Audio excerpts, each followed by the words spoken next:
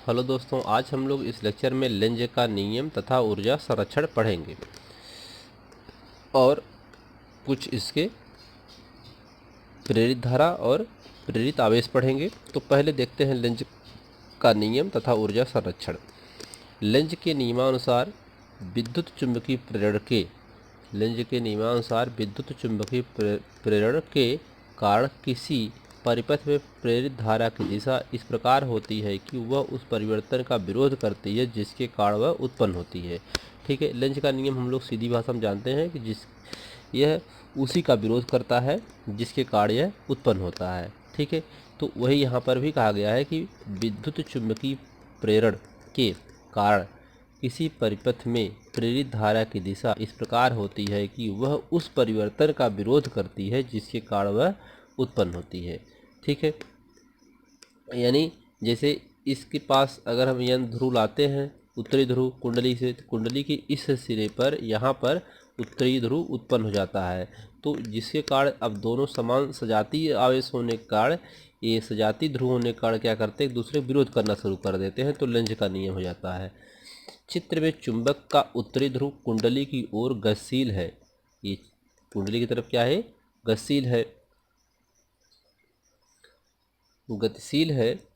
इस समय कुंडली में वामावर्त दिशा में धारा प्रवाहित होती है। तो इस समय कुंडली में कैसे धारा प्रवाहित होती है, वामावर्त धारा प्रवाहित होती है। कुंडली का चुंबक को की ओर कुंडली उत्तरी ध्रुव की भांति व्यवहार करती है। अब जो चुंबक है यहाँ पर, तो इसमें चुंबक की ओर क्या है, यहाँ पर कुंडली का सिरा उत्तरी ध्रुव बन जाता है। तो यह सिरा कुंडली का उत्तरी ध्रुव की तरह व्यवहार करना शुरू कर देता है। कुंडली का उत्तरी ध्रुव चुंबक के उत्तरी ध्रुव के पास आने का विरोध करता है। जब यहाँ उत्तरी ध्रुव उत्पन्न हो जाता है तो यहाँ ये उत्तरी ध्रुव इसके पास लाते हैं तो एक दूसरे क्या करते हैं, विरोध करते हैं। इसके कारण उत्तरी ध्रुव को कुंडली के पास लाने में जो यांत्रिक कार्य करना पड़ता है, वही कार्य हमें विद्युत ऊर्जा अर्थात प्रेरित धारा के रूप में कुंडली में प्राप्त हो जाता है। ठीक है, तो जब उसके पास लाते हैं तो उसके पास लाने में एक दूसरे का विरोध करते हैं, तो हमें यांत्रिक कार्य करना पड़ता है। तो यांत्रिक कार्य करने के लिए जब करेंगे तो उसमें विद्युत धारा या प्रेरित धारा के रूप में कुंडली में प्राप्त हो जाता है। इसी प्रकार यदि चुंबक के उत्तरी ध्रुव को कुंडली से दूर ले जाया जाता है तो कुंडली के उस सिरे से दक्षिणावर्त दिशा में धारा बहती है। अब हम कुंडली को दूर ले जाए चुंबक को कुंडली से दूर ले जाएंगे तो उसमें दक्षिणावर्त दिशा में धारा बहना शुरू हो जाएगी। तब यह दिशा दक्षिणी ध्रुव की भांति व्यवहार करता है। तब वही जो इसका ध्रुव यहाँ पर ये यन था और यस ध्रुव यहाँ बन जाएगा इस सिरे पर, जब इससे दूर ले जाएंगे चुंबक को। ठीक है, जो चुंबक के उत्तरी ध्रुव से दूर जाने का विरोध करता है। अब जब यहाँ पर यस ध्रुव उत्पन्न हो जाएगा तो उस सिरे पर जब यस ध्रुव उत्पन्न हो जाएगा तो वह क्या करेगा, उसको आकर्षण करने की कोशिश करेगा। यहाँ पर जब इसको पास ला रहे थे तो ये क्या कर रहा, यहाँ पर उत्तरी ध्रुव उत्पन्न हुआ इस कुंडली के सिरे पर। तो जब सजातीय ध्रुव हुए तो एक दूसरे का विरोध करना शुरू किए। अब तो इसमें यांत्रिक कार्य करके इसको लाया गया, जैसे प्रेरित धारा उत्पन्न हुई। और जब इसके दूर ले जाना शुरू किए तो यहाँ पर क्या हुआ, जब हम इस यन ध्रुव उत्तरी ध्रुव के चुंबक को इस कुंडली से दूर ले जाना शुरू किए तो इसके सिरे पर दक्षिणी ध्रुव उत्पन्न हो गया। अब इस का दक्षिणी ध्रुव और इसका उत्तरी ध्रुव यानी यन और एस विपरीत ध्रुव हो गए। तो विपरीत ध्रुव क्या करते हैं, एक दूसरे को आकर्षित करते हैं। तो जब ये आकर्षित करना शुरू की तब ये आकर्षित करना शुरू कर देते हैं। ठीक है, इसमें आकर्षण बल लगना शुरू हो जाता है। और जब दूर ले जा रहे थे तो पास ला रहे थे तो प्रतिकर्षण लग रहा था सजातीय ध्रुव होने के कारण।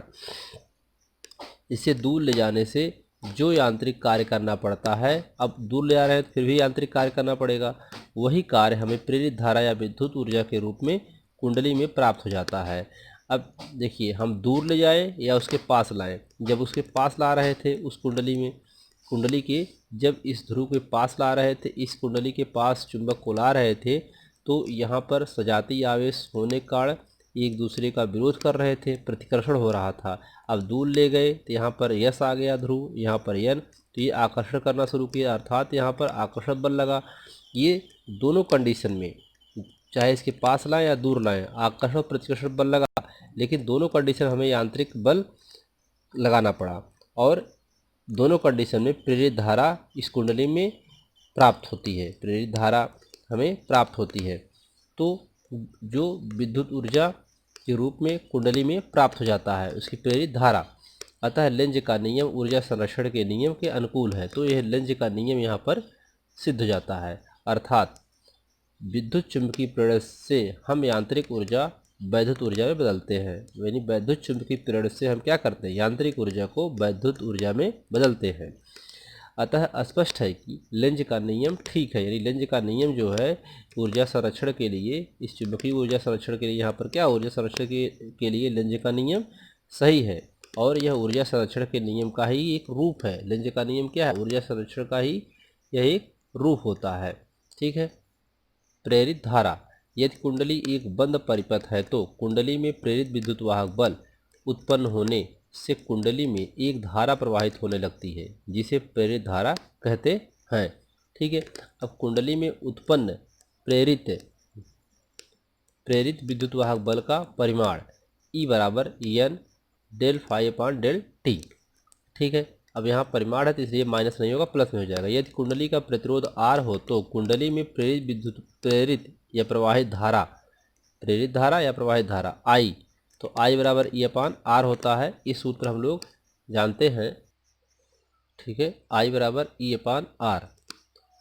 अब I बराबर E का मान, यहाँ पर इसका E का मान E की जगह रख दीजिए इसमें, तो N del phi upon del t E की जगह, और अपान R, इसको आप ले सकते हैं N upon R del phi upon into del T upon del T. ठीक है। ये I का मान यहाँ पर आ गया। जब उसमें कुंडली का प्रतिरोध R हो, यानी कुंडली में प्रतिरोध लगा होगा, तब उसका सूत्र I बराबर होगा N upon R into del phi upon del T.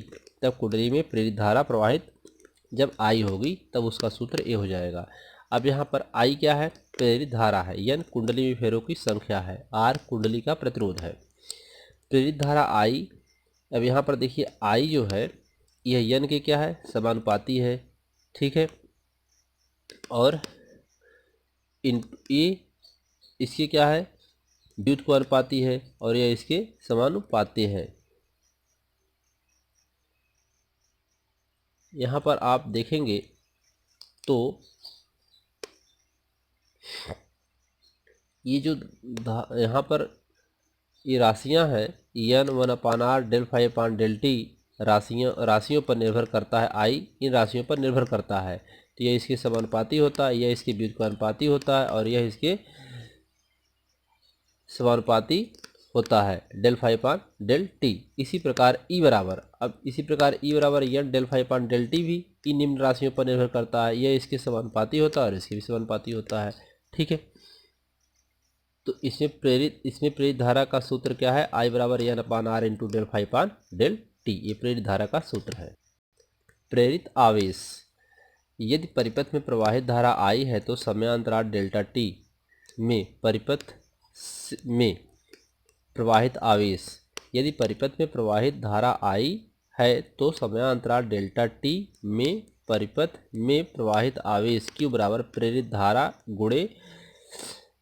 धारा I गुणे समयांतराल डेल्टा टी। ये देखिए हम लोग जानते हैं ये चीज़ कैसे आई है, इसको आप समझ लीजिए। ये आपको समझने के लिए यहाँ पे बता दिया गया। हम जानते हैं कि धारा तथा समय के गुणनफल को आवेश कहते हैं। धारा और समय का जब गुणनफल होता है तो उसे क्या कहेंगे, आवेश कहते हैं। तो यहाँ पर आवेश और प्रेरित धारा है, धारा यहाँ पर क्या है, आवेश यहाँ पर Q है इसमें, और धारा प्रेरित धारा है I, और समय यहाँ समयांतराल डेल्टा टी है। तो इससे जो है कि इसको बनाया गया है।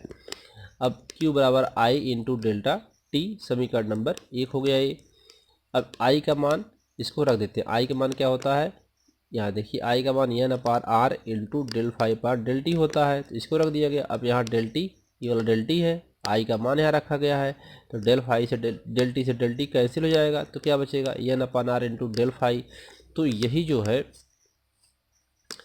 जो है इसका प्रेरित आवेश का सूत्र है, Q बराबर N upon R into del phi. अब इसमें देखिए इन राशियों पर निर्भर करता है कि यह इसके समानुपाती होता है यानी कि, और डेल फाई के समानुपाती होता है, और इसके व्युत्क्रमानुपाती होता है किसके, प्रतिरोध के, आवेश। तो प्रेरित आवेश Q N del phi 1/r के अनुपाती होता है। ठीक है। अब आवेश Q का मान समय डेल्टा t पर निर्भर नहीं करता है। अब देखिए यहाँ पर इसमें डेल्टा t नहीं आया इसके सूत्र में, तो यह इस पर निर्भर नहीं करता है। अतः परिवर्तन शीघ्रता से किया जाए तो अधिक धारा कम समय के लिए, यदि परिवर्तन धीरे धीरे किया जाए तो कम धारा अधिक समय के लिए बहेगी, लेकिन प्रेरित आवेश दोनों अवस्थाओं में समान रहेगा। यानी कहने का मतलब कि जब धारा हम उसमें परिवर्तन शीघ्रता से करेंगे तो अधिक धारा कम समय के लिए हमें अधिक धारा मिल जाएगी। अगर हम परिवर्तन धीरे धीरे करते हैं तो कम धारा अधिक समय के लिए बहेगी, लेकिन प्रेरित आवेश दोनों अवस्थाओं में समान रहता है।